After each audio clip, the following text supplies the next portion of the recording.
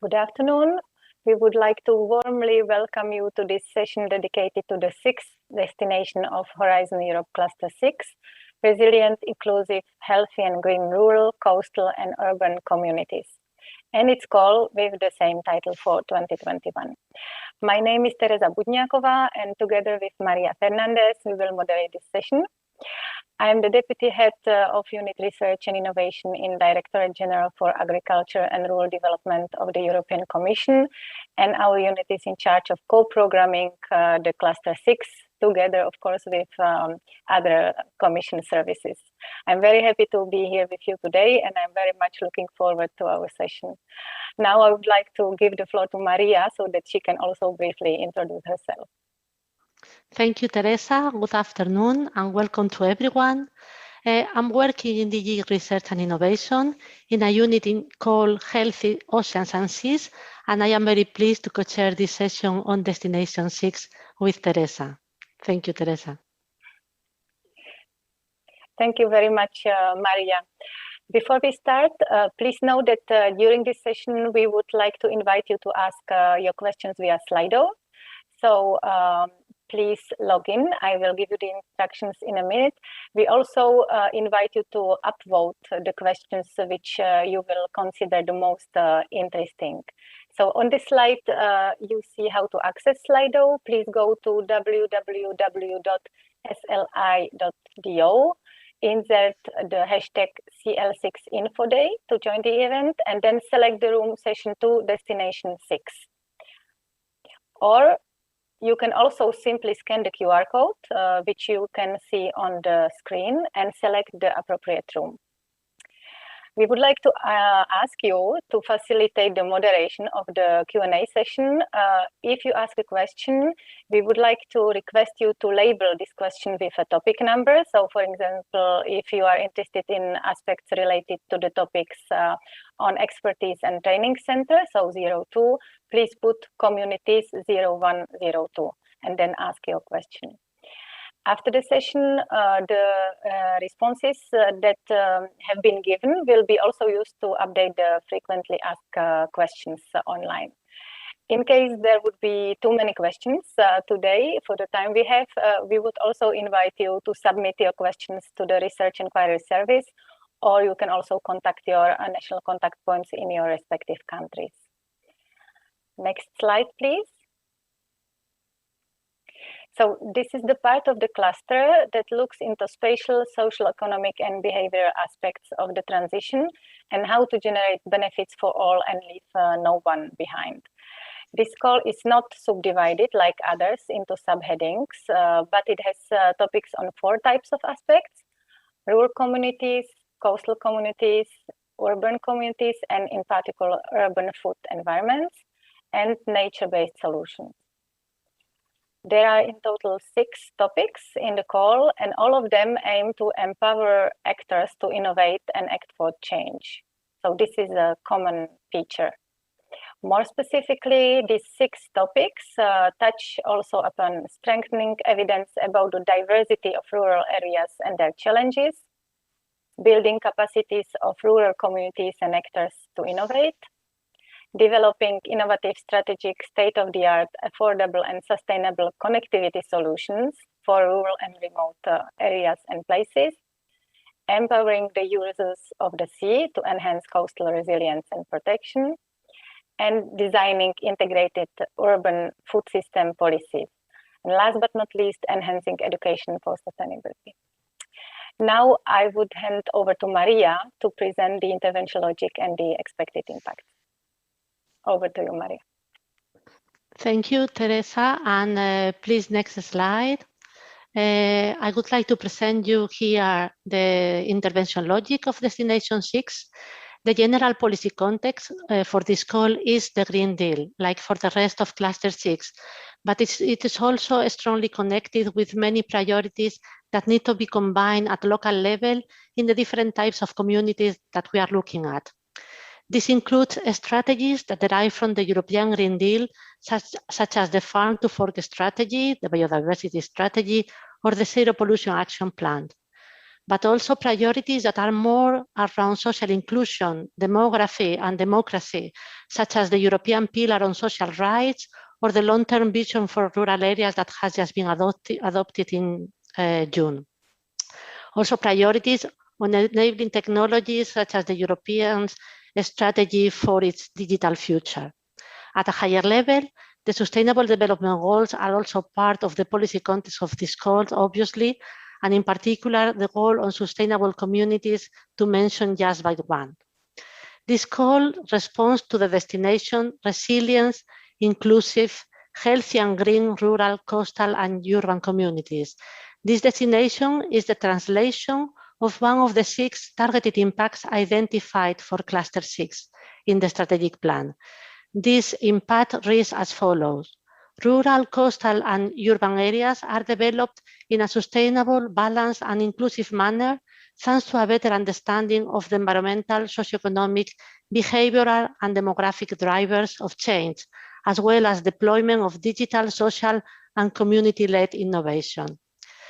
In particular, this call is expected to contribute to the following 6 expected impacts of Horizon Europe strategic plan: climate change mitigation and adaptation, enhancing ecosystems and biodiversity on land and in water, sustainable food systems from farm to fork, good health and high quality accessible healthcare, a resilient EU prepared for emerging threats, and competitive and secure data economy, and inclusive growth and new job opportunities.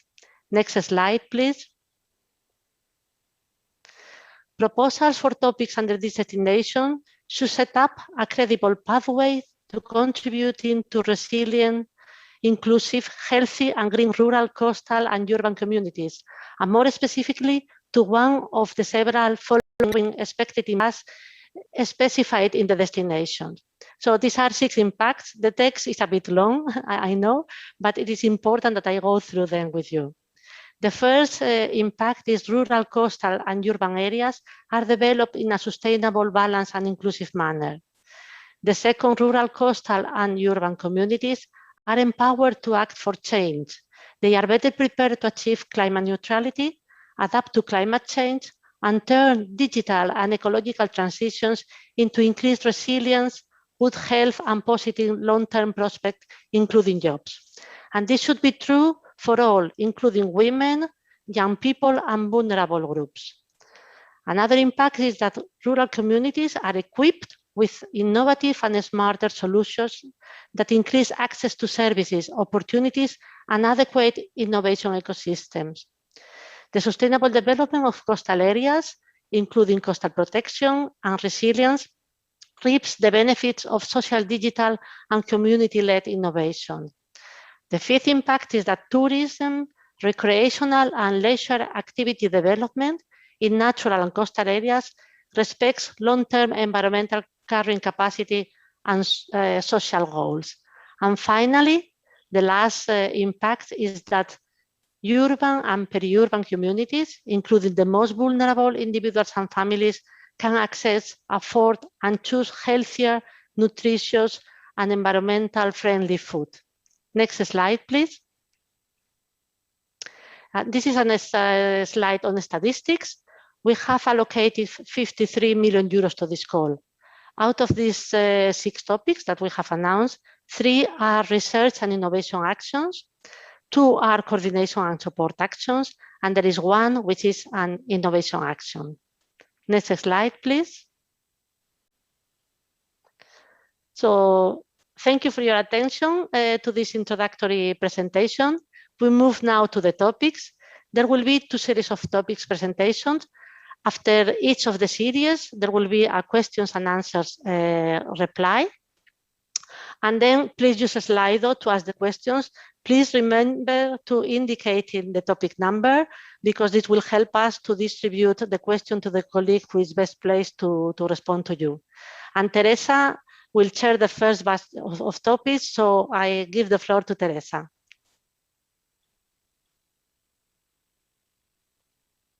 Thank you very much, Maria. Let me now invite you to the first series of 4 topic presentations targeting rural and coastal communities, and we will then open the Q&A session through Slido. So the first 2 topics are presented by Alexia Ruby. The first one is about enhancing rural communities' contribution to ecological, digital, and social transition. Please, Alexia. Hello, I'm Alexia Ruby from European Commission DG Agriculture and Rural Development. I'm going to present you the topic Communities 2021-0101, which is about grasping rural diversity and strengthening evidence for tailored policies enhancing the contribution of rural communities to ecological, digital, and social transitions. This is a research and innovation action. So take a second and think about a rural area that you like. What does it look like? How would you describe it? What makes it rural?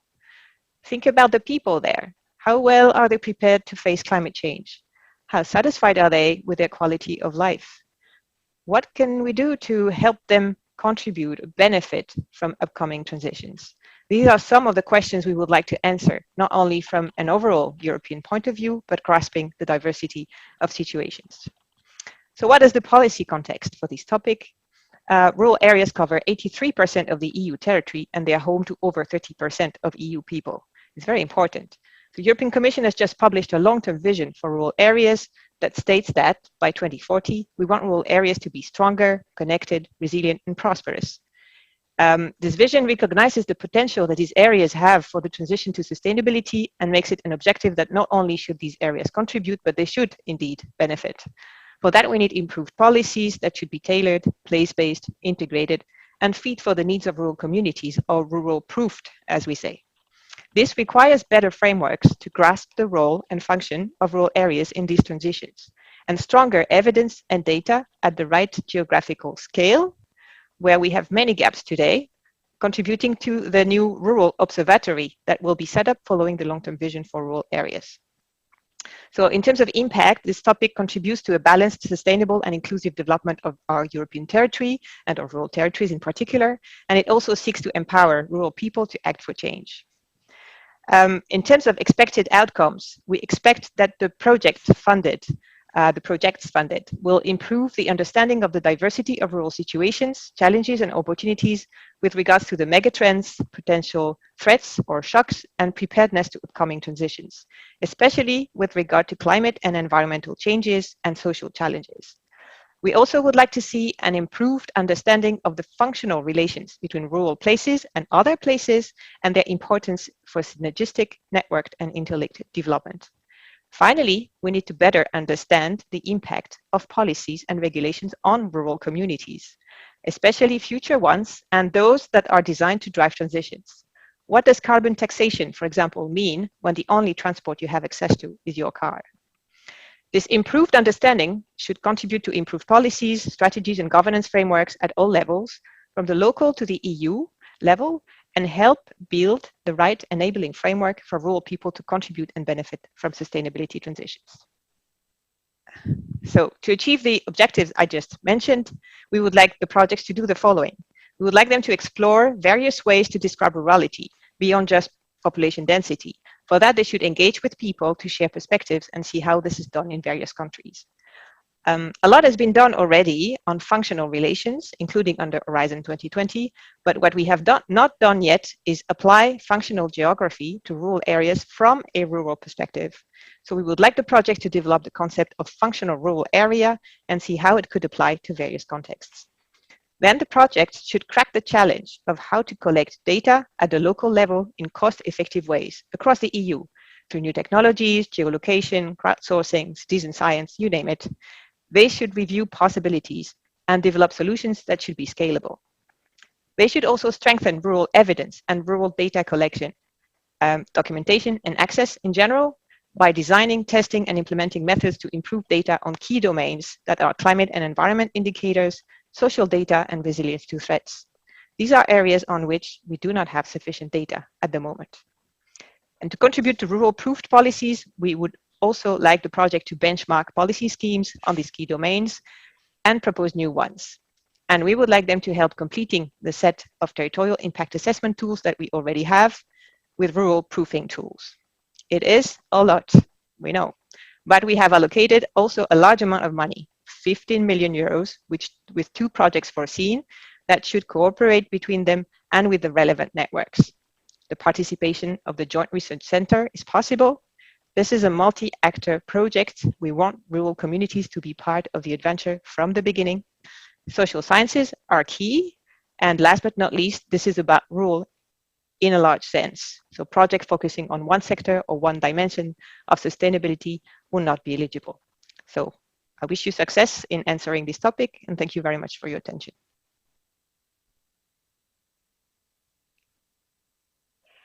Thank you very much, Alexia, for this very nice, interesting and exhaustive presentation. I suggest we move on directly to the second topic, which is also presented by Alexia, and it's about expertise and training center on rural innovation. Please, Alexia. Hello, I'm Alexia Ruby from European Commission, DG Agriculture and Rural Development. I will present to you today the topic from 2021 with the code Communities 0102, which is about an expertise and training center on rural innovation. This is a coordination and support action. So before we go into the topic content, imagine you live in a village at the far end of a rural valley. The regional transport company has decided to stop covering your village with public transport. You and the other villagers, you would like to do something about it. You like the village, you want to stay, you need transport, but where to start? So this topic is really about that. It's about enhancing people's capacity to innovate to solve this type of challenge. So in terms of policy context, an important novelty is that the European Commission has just published a long-term vision for rural areas that states that by 2040, we want rural areas to be stronger, connected, resilient, and prosperous. This vision recognizes the potential that these areas have for the transition to sustainability and makes it an objective that not only should these areas contribute, but they should also benefit. Innovation, especially that which is done by and for rural actors, has huge potential to deliver solutions.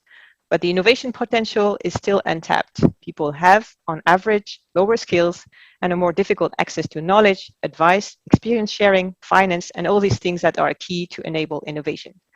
But many projects have developed or are developing already solutions, and many smart villages are leading the way. And we need to empower more rural communities to innovate by building a strong community of skilled innovators. So this topic, in terms of impact, contributes to a balanced, sustainable and inclusive development of our European territory and rural in particular. And it aims to empower people to act for change and to equip them with smarter solutions. And this action is part of the Rural Action Plan that is introduced by the new long-term vision for rural areas. What are the expected outcomes? Overall, we expect the project to enhance the capacity of rural communities and rural people to innovate, as I said, thanks to a series of specific outcomes, which are improved skills and knowledge of rural citizens, entrepreneurs, organizations, local action groups, and community leaders. So increase their knowledge of existing tools to develop and implement rural innovation, including social innovation, to implement strategies and innovative actions to implement the strategies in rural communities in all domains of relevance to rural life and rural economy.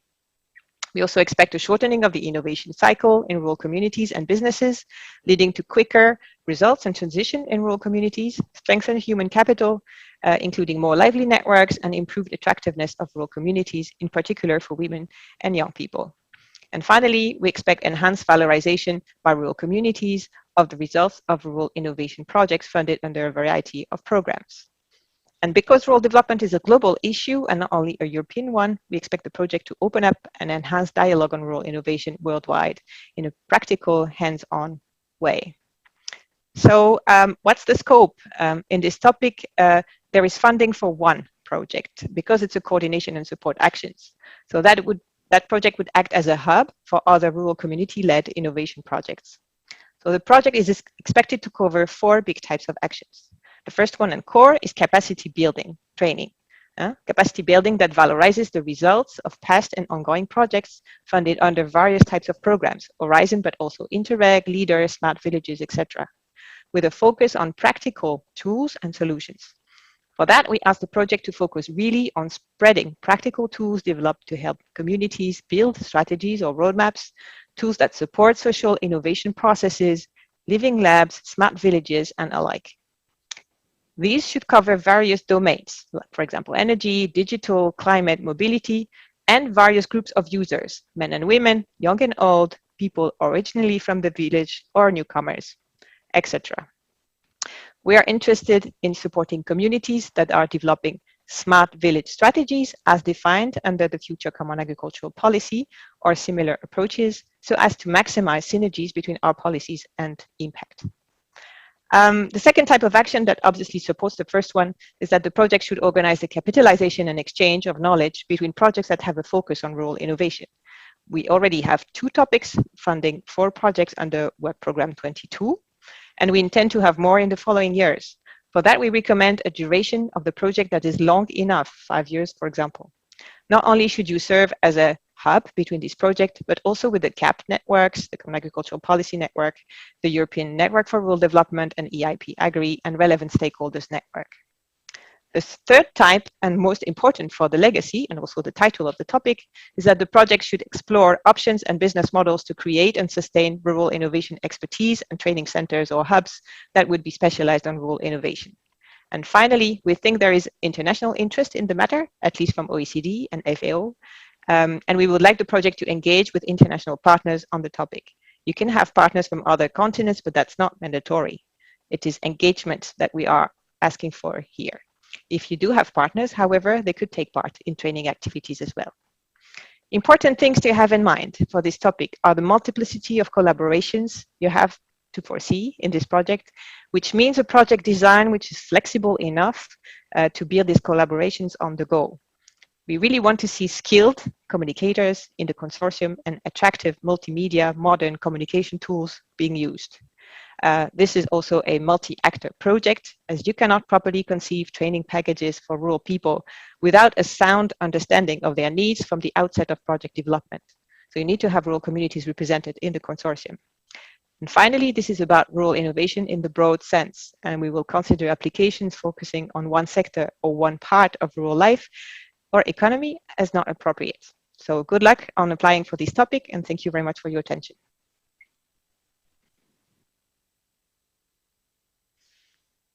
Thank you very much, Alexia, also for this presentation. Again, very captivating and very comprehensive.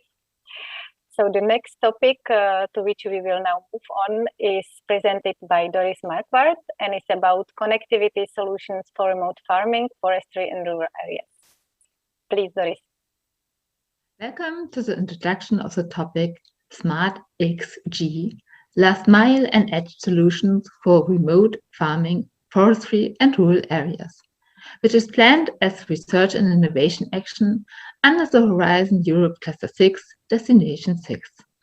I would like to note that this presentation is intended to raise interest in the topic and to provide a known, comprehensive, and feasible overview of it. Legally binding information on this topic can be found in the Horizon Europe Work Programme for Cluster 6. Looking at the policy context on the next slide, this topic is expected to contribute to, among others, the headline ambitions of the Green Deal, to the farm-to-fork strategy in particular, the digital age, here the data strategy in particular, and the economy that works for people. More specifically, it is expected to support strengthening the capacities of farmers, foresters, and rural communities to connectivity gains, contributing to fostering a sustainable, balanced, and inclusive development of rural areas through innovative and smart solutions for increased access to services, opportunities, and adequate innovation ecosystems. The expected outcomes include, first, reduced digital divides and the risk of digital divides between different types of farms, sectors, and regions. Second, a contribution to the increase of the competitiveness of and social and environmental sustainability of the agriculture and forestry sectors and rural areas through innovative 5G, last mile, and edge solutions. Facilitated decision-making, in particular for municipalities, farmers, foresters, and the associations, in the selection of internet connectivity solutions under consideration of technical, economic, and environmental aspects. And finally, the increased energy efficiency through analyzing and developing connectivity options and contributing to climate mitigation. As you can see on the next slide, the overall indicative budget foreseen for this topic is 10 million euro, whereby the Commission estimates that an EU contribution of around 5 million euro would allow to address the outcome just introduced to be addressed appropriately. For potential applicants, it is important to note that first, a multi-actor approach is to be followed under this topic, and secondly, that is the projects under this topic, more than one sector is to be covered. For instance, projects may not only look at agriculture concerns, but also on forestry-related ones. The defined scopes of activities carried out under this topic, Smart XG, Last Mile and Edge solution for remote farming, forestry and rural areas, is set as follows. First, assessing the socioeconomic and environmental effects of innovative and existing 5G, 4G, 3G provision options at regional, community, and farm level, and making them feasible for non-scientists, for instance, understandable for communities. Second, developing innovative, cost-effective, and environmentally friendly solutions to 5G and last-mile provision in remote areas. Third, assessing the socioeconomic and environmental effects of innovative and existing edge technology options. Fourth, developing innovative, cost-effective, and environmentally friendly edge solutions tailored to the needs of communities, farmers, and forestry, including an energy balance at system level, for instance, considering all farms or all households in the region. And finally, developing innovative business model, which is expected to include models at systemic level and cross-sectoral approaches. For further information on this topic, please see the Cluster 6 work program. The link to it is provided on the first slide.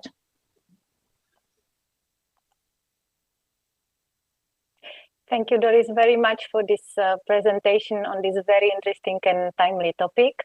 We are now moving to the last topic of this batch, which is to be presented by Wendy Bonne, and it's about social economic empowerment of the users of the sea. Please, Wendy. Hello, I'm Wendy Bonne from the Healthy Ocean and Seas unit, and I'm going to introduce you into the topic socioeconomic empowerment of the users of the sea. Places and people matter very much in making progress towards the Sustainable Development Goals and the ecological and digital transitions brought forward by the European Green Deal. Places as coastal areas play a key role in managing, protecting, and using natural resources. They provide very important ecosystem services, of which just a few examples are provided on the slide, but there are many more in relation to food, coastal erosion prevention, climate adaptation and mitigation, well-being, etc. At the same time, people matter, and their social and behavioral drivers, as well as their insights and knowledge of the coast and the sea. The well-being of coastal communities is related to their resilience and attractiveness to provide both private and public goods, but these are also dependent from a healthy coast and sea, at the same time being threatened by climate change impacts, pollution, and other pressures. So the research and innovation that would be proposed for this topic needs to contribute significantly to a sustainable, balanced, and inclusive coastal development, which is in many cases linked to a tourism, recreational, and leisure activity, which should be addressed among several potential other coastal sectors. So the expected outcomes of this topic focus on understanding of several drivers of change in coastal areas, understanding the nature connectedness of these people and their preparedness for social transition and nature-based social innovation. It would need to lead to improved skills in ocean literacy and education, awareness raising, but also green skills and digital transformation. And the empowerment of these coastal communities and sectors to innovate for the ecological transition and design of transition mechanisms.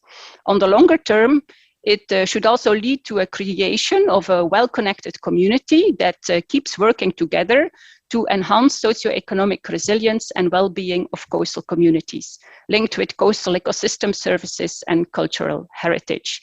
Now, the Sustainable Development Goals, they have already been mentioned in the beginning, but also the integrated maritime policy is of big importance, of which here the Maritime Spatial Planning Directive, Water Framework Directive, and Marine Strategy Framework Directive are mentioned.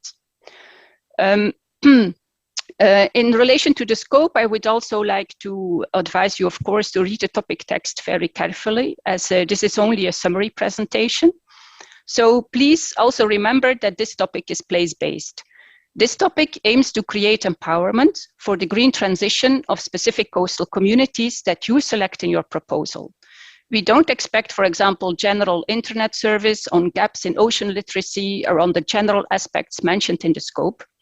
We expect place-based, it is coastal community-based cases to work in a practical and pragmatic multi-actor approach to address a specific combination of coastal challenges. The actors in the project should jointly evaluate which current practices are not compatible with sustainability principles based on current knowledge and research insights that should be actively shared with them. In this way, these communities can be empowered with research and innovation evidence to make sustainable choices for coastal protection and development, where nature-based solutions and the do not harm principle play a crucial role. Cultural memory of best practices in specific indigenous cultures may be valuable to this end, as well as taking into account the cultural religious background as part of the social sciences aspects. So the budget of this topic is €6 million, for which we've provisionally foreseen one project. Important is the multi-actor approach that was already mentioned. And please also take into account the possible participation of the Joint Research Center, as they can also engage with the successfully selected proposal with their own funding. Also in line with the objectives of the EU Global Approach to Research and Innovation that was recently published, proposals are strongly encouraged to include third country participants, especially those established in the Black and Mediterranean countries. Also, collaboration with other projects is important, and the social sciences, humanities. And this topic has also been flagged for ocean sustainability to make part of a big group of projects that relate to marine and maritime sciences.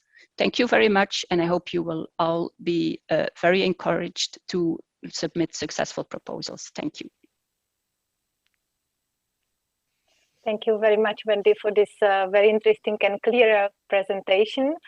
I would like now to open the Q&A discussion. My colleagues will now present on the screen the questions which arrived in the meantime through Slido.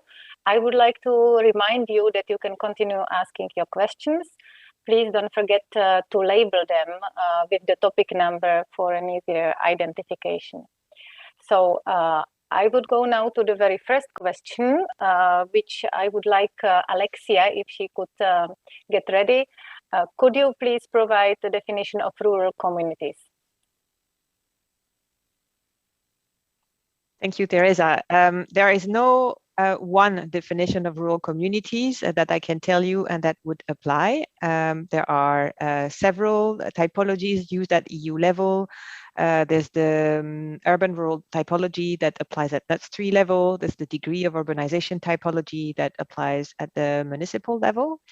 And then there are several frameworks existing at national level that are, for example, used for the Common Agricultural Policy.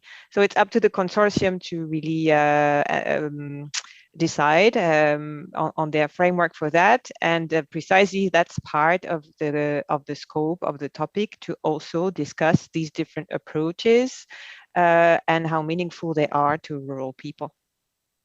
Over to you, Teresa. Okay, excellent. Thank you very much, Alexia.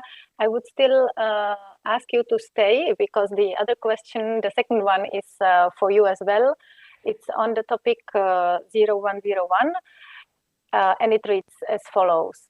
In the topic you talk about citizen science. Do you think that citizen engagement will be essential to reach the expected outcomes? Yes, that's a very good question too. Thank you.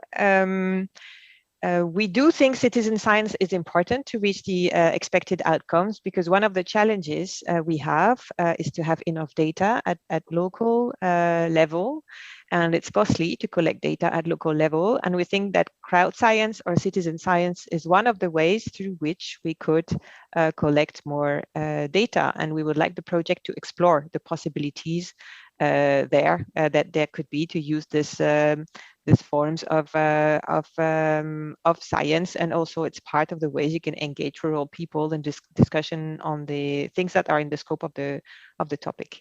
So that's an important point for us. Thank you. Yes, thank you very much. Very clear, Alexia. So the next question is for Doris, and it's on the digital part. What does XG stand for? Yes, thank you, Teresa, for the question, and also to the participant for raising this point. Actually, it's only a name here. It's not a scientific term, it's not a technical term, it's a name. We had to make it brief and compact, that we wanted to indicate that we are interested in the comparison between the different G solution, whether we have 3G, 4G, 5G, and to have the comparison from the different benefits and implications of the different solutions for rural communities. For instance, that it is explored in the project whether for a certain community in a certain context, for instance, a 5G solution might be the best option to invest in from a socioeconomic and environmental perspective, or better to stay for 5 years more with a 4G solution. So, and exactly that is the question, and that is why we put it as XG in the title, to make it a little bit more compact and to address the questions community has to address themselves. Thank you very much, Doris, very clear. The next one is actually not a question, but I will still read it out because it's a comment, and it was about the quality of Alexia's and Wendy's presentation. So thank you very much. We are very happy for this positive feedback from David. Then another question is on topic 04, so that would be for Wendy, and it reads, is it correct that existing technologies and solutions are already established platforms shall preferably to be used than new ones to be established? So Wendy, please. Thank you, Teresa. Indeed, so whatever exists already can definitely be taken up in the proposal. So we absolutely do not want to duplicate or reinvent the wheels, but actually contribute to efficient contributions in the future. Thank you very much, Wendy. This is clear. And the next one is also for you. How to obtain budget for non-EU countries, Black Sea and Med as mentioned. Okay, so here there are different possibilities. So we have, of course, the member states on one side, then we have the associated countries. So when the association agreements are in place at the moment of the grant agreements, so also all the associated countries could actually also are going to be eligible. And then on the third countries, we have a part of third countries that will need to come for it with their own funding. And the other potential third countries, which are listed in the general annexes of the Horizon Europe work program. So where you can see that very low and medium income countries could also be eligible for making part of the consortia. Excellent. Thank you very much, Wendy. For the moment, I don't see any other questions through Slido, so I suggest we move on, and I would hand over to Maria for the second batch. Over to you, Maria. Thank you, Teresa. It's been a really interesting first batch of topics with complementary comments from the participants. I hope it will happen the same in the second batch. And now I would like to have your attention to the second series of the two topics. They are on urban food system and education for sustainability. And after the presentation of the topics, we will open again a questions and answer sessions. The first topic will be presented by Tatiana Talarico, and it's about how cities and towns can transform food systems for co-benefits. Tatiana, the floor is yours. Tatiana Talarico. Horizon Cluster 6, 2021, Communities 1.5. Integrated urban food system policies, how cities and towns can transform food systems for co-benefits. How can cities and towns transform food systems and deliver co-benefits for people's and planet's health? Through integrated urban food system policies, to start with, where research and innovation is an asset. We all know that urban areas are facing enormous challenges to ensure healthy, affordable, safe, and sustainably produced food to their residents, who are often disconnected from how food is sourced, who can suffer from obesity or other non-communicable diseases, who can find themselves in a condition of food poverty and vulnerability. Shocks like the recent one brought by the COVID-19 pandemic can disrupt our food supply chains and worsen the situation, but a poorly planned urban food environments, where, for instance, the healthiest option is not always the easiest one, play also a role. On the other side, cities and towns can be key players to develop solutions thanks both to their closeness to citizens and their own innovation potential. Also, the farm-to-fork strategy recognizes that all levels of governance are needed for a change. So what are we expecting from this topic? The objective is to support the shift towards a sustainable, productive, climate-neutral and resilient food system by strengthening urban-rural linkages, ensuring that food environments are included in local planning, getting new cities and towns involved, but also strengthening governance models at local levels, involving high education institutes, and generally improving the decision-making of local governments.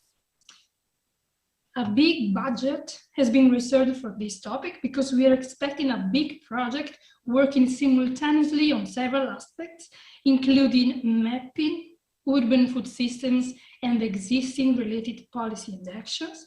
Here, a special attention will be given to short food supply chains, local food environments, and risk management, developing and evaluating innovative urban food system governance, mobilizing different actors from farm to fork, and especially, again, higher education institutes, and finally, reinforcing or creating networks of cities and towns who build on each other's successful initiatives.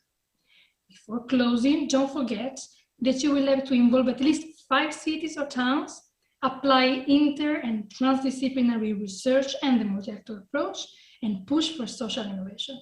Good luck to you all.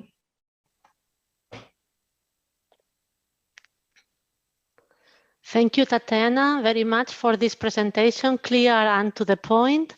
The second and last topic in this session will be presented by Josefina Enfedake, and it's about education for sustainability through nature-based solutions. Josefina, the floor is yours. Hello. The next topic is called Inside and Outside, Education and Innovation with Nature-Based Solutions, and it's a coordination and support action. The policy context is that the EU's goal of leading just digital, economic, and ecological transitions that will leave no one behind.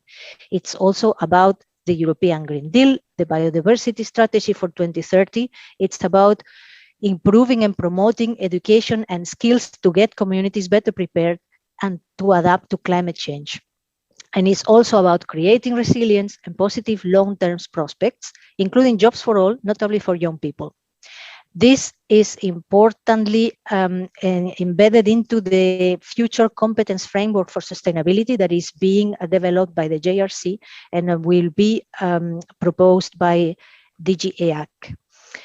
The expected outcomes of this project are to increase awareness of the value of nature-based solutions to educate children and young people in an innovative and holistic way, developing 21st century competencies, values, and attitudes. The MBS teaching programs and materials should be widely available across the EU. Local communities across the EU should be stimulated to create new MBS and to upscale and to get more impact of these solutions. And another outcome is to create awareness and long-term public engagement on nature-based solutions and their benefits, enhancing the capacity of the citizens to act responsibly and participatorily in a knowledge-based society. This is all about the transition to more sustainable cities and territories. The scope is then to help build physical and mental resilience in that transition, and we believe that nature-based solutions have a great educational potential. This is why this project is building on the results of a recent education pilot study that can be found in this URL, but in this case, the CSA should broaden the geographical scope and the educational reach and increase the impact. It's about creating a pan-European network of education professionals with researchers, with public authorities and other stakeholders, civil society, to create awareness, to mainstream nature-based solutions into all education levels. It's also about creating the good materials, open access, multilingual, learning scenarios for formal and informal education activities for children, young people and their families, and also training programs for teachers. It's not only about scientific and technical education, it's in all disciplines, and the material should be used inside the classroom and outside in nature or in local nature-based solutions. This is also a call for action for students to engage with local stakeholders and to increase the relationship between educational programs, practitioners and policymakers in the MBS projects, schools, universities and colleges. The indicative budget is 5 million euro. Only one project should network all these activities. And important is that it should collaborate with the JRC, which is developing the competence for sustainability. And the output should be openly accessible in opla.eu and scientix.eu, the NBS and education portals. It should have synergies with research and innovation projects on nature-based solutions, and it should include social innovation, social sciences and humanities, and adhere to the principles of responsible research and innovation. Thank you. Thank you very much, Josefina, for this so interesting presentation on an important subject of education on nature-based solutions. Really excellent. So this concludes the presentation of the topics in this session, and I would like now to open the questions and answer discussion. For that, I would appreciate if my colleagues could put in the screen the questions that might be arriving from participants. Yes, we have 2 questions already. The first question is about the topic 0105, so it's for Tatiana. And I will read it for you. The text asks for cities with and without integrated food systems. Does it mean we have to involve pairs of cities with developed and undeveloped systems? Tatiana, the floor is yours. Thank you. There is no requirement in the topic text related to which kind exactly of city you need to involve. The only requirement is that you need to involve at least 5 cities. Of course, if you look in the different bullet point of the topic, it says that creating new networks, but also reinforcing existing networks of cities is key for mutual learning. So of course, in this kind of networks, the most advanced cities in relation to integrated urban food policy can show the example. Sorry for that. But there is no specific link, if you're asking, no specific need to have this kind of pair. But this would be, sorry again, positively evaluated, of course. Thank you, Tatiana. It seems that there is an alarm there. Turn off the mic. Yes. Okay. No, very clear answer that is not this specific requirement. The second question is also for you. So I would like you to stay on the stage, and I would read the question for you. What is meant by higher education institutes? Does it include research and technology organizations? So I would say that with higher education institute, we mean generally universities and similar institutes. For example, in France, you have a Grande École, so we are talking about high education. Whether it includes research and technology organization, I would say if these are embedded in a university, then yes, but the focus is education here. Mm-hmm. Yeah. Okay, clear answer. Okay. So the next question I see is not really for the two topics that have been presented in the second batch, but still I think that we can, of course, accept it. It is always welcome to get questions. I don't know if Teresa would like to deal with that, or I continue. So I will continue with the question. So it's on the topic 04, which is now it seems that it has disappeared.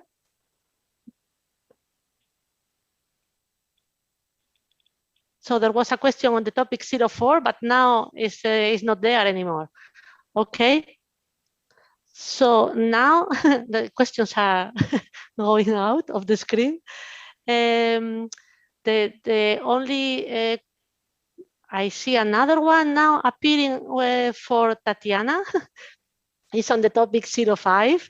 I will read that one first now, and is for you, Tatiana. Would this be an appropriate avenue to explore ecotourism systems rural areas? Maybe not specifically on this topic, because the topic 15 focus on urban and peri-urban. Maybe some other colleague dealing with rural could have a say. Yes, I think that maybe there has been a confusion with the identifier of the topic.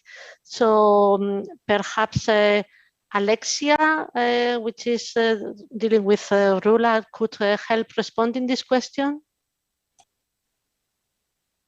Yes, thank you, Maria. I don't think it would fit if you want to have a specific project about ecotourism. So if we're talking about the topics Community 0101 or Community 0102, both of them are addressing rural areas in the broad sense, as I said, and it's clearly explained in the topic text and even conditions that you have to cover all aspects. So please look at the actual adopted work program for this, but a project on only tourism would not go through. So this is not a relevant, these are not, so 0101 and 0102 are not relevant topics to submit such kind of projects. Of course, they can look at tourism among other things in a comprehensive view of what makes the rural economy and community life. Thank you. Okay, clear answer. Thank you very much, Alexia. Now it comes the topic that had disappeared before, and is a topic for it's a question for the 04 topic, so it's for Wendy, if I am right. And Wendy, I would read the question for you. Is the creation and implementation of living labs, more specifically aquacultural living labs and or agroecology living labs, would be a suitable action?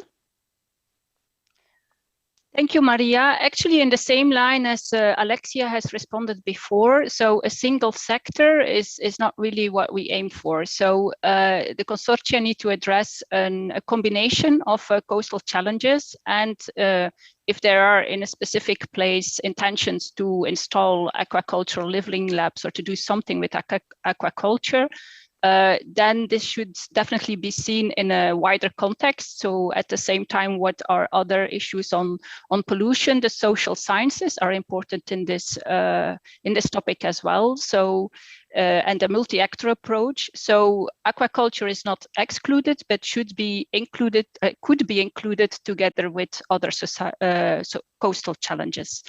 And in relation to the agroecology, I would also say that if there are indeed creative minds that could link specific coastal sectors together with agroecology issues, that could be welcome, but definitely not just agroecology exclusively. So in a combined context, this could be considered.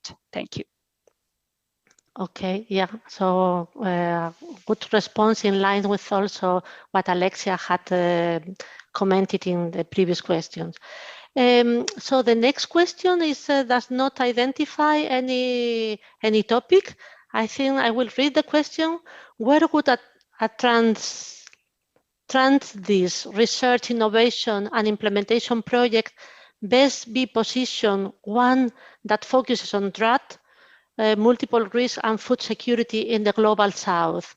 Well, this is a very general question. I think that my suggestion would be that the participant asking this question would go through the work program. The work program is really broad. Cluster 6 is a very broad cluster, and identify which would be the topic that would fit best this kind of research activities. But I cannot really allocate this general question to my colleagues now. Are there any other questions?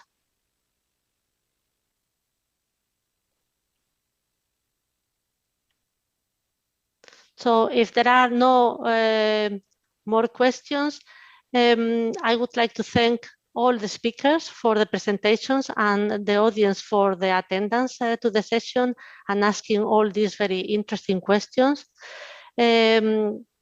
Also the back office colleagues, staff who have been there doing a very good job and to ensure the smooth running of the session. As stated at the beginning, please send and answer questions or any other question you might think of to the Research Enquiry Service. We will reply them in writing, and the most relevant and repetitive questions that have been received, they will be placed in the frequently asked questions. And with that, I would like to conclude the session, and I wish you really good luck with the preparation of proposals. This is normally a very competitive process, but it is really rewarding. And with that, I would like to thank you and wish you a very nice rest of the day. Thank you.